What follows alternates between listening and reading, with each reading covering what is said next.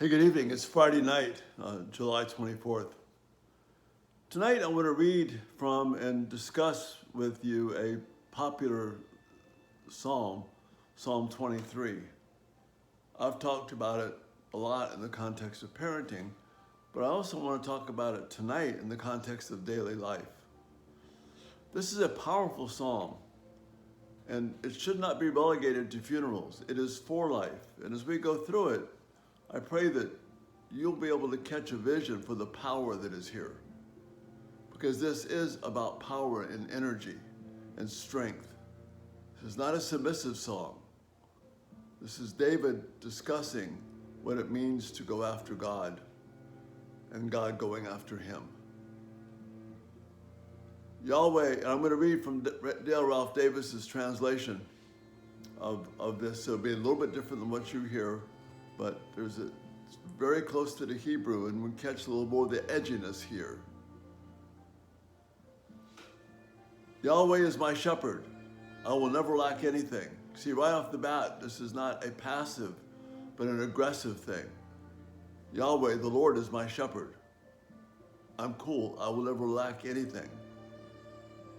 Not in the sense of anything material, but in the sense of whatever I need to serve the Lord Yahweh. He makes me lie down in grassy pastures. He guides me beside restful waters. That's what he does. That's what a shepherd does. So you could interpret your shepherd is always doing this for you, even if it seems rough. For example, like peace. Peace is not the absence of conflict. Peace is knowing God in the middle of conflict. So you are always there in those restful waters if you're with God. He restores my life.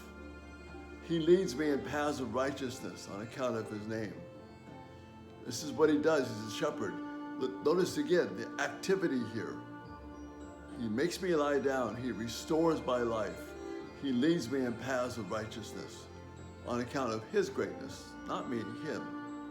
Now, this phrase, next section here, catch this one, because this is really about power. Even though I walk through the valley of the shadow of death, Davis's translation, I will not fear disaster, for you are with me.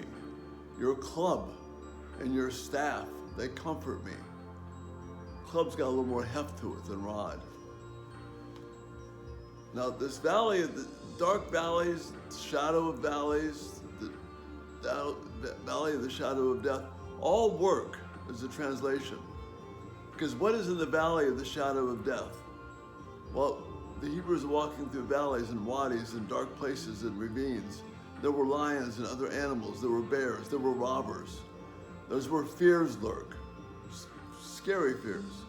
So the dark shadows cast themselves out over life itself, the dark shadows of death.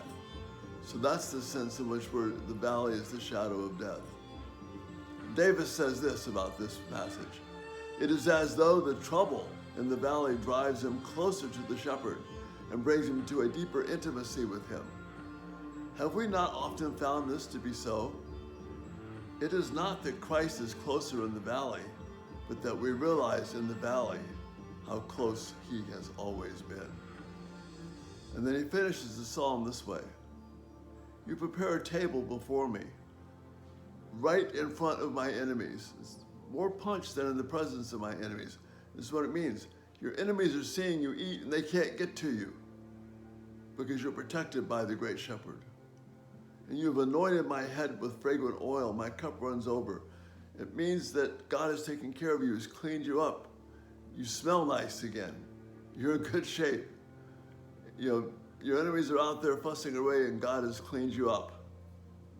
And then finally, only goodness and faithful love will pursue me all the days of my life, and I shall turn into the house of Yahweh for the length of my days. Only goodness, not just surely, but only goodness will pursue me. And faithful love, that's Hesed love, that's God's covenant love, will pursue me. It ends on a note of aggression. God pursuing me. That's what God has called me to. That's my hope. That's where you and I want to hang out. That's where our peace is. Think about that joy. Only goodness and faithful love will aggressively pursue me. and I shall turn into God's house forever. You see the energy here? The power? This is not a passive psalm. This is about your shepherd leading you to greatness. Hang on to that this night. When you think of Psalm 23, think of the aggressive, pursuing love of God that will drag you out of your mess. The Lord is good. He is so good. Rest well, my friends. Rest well.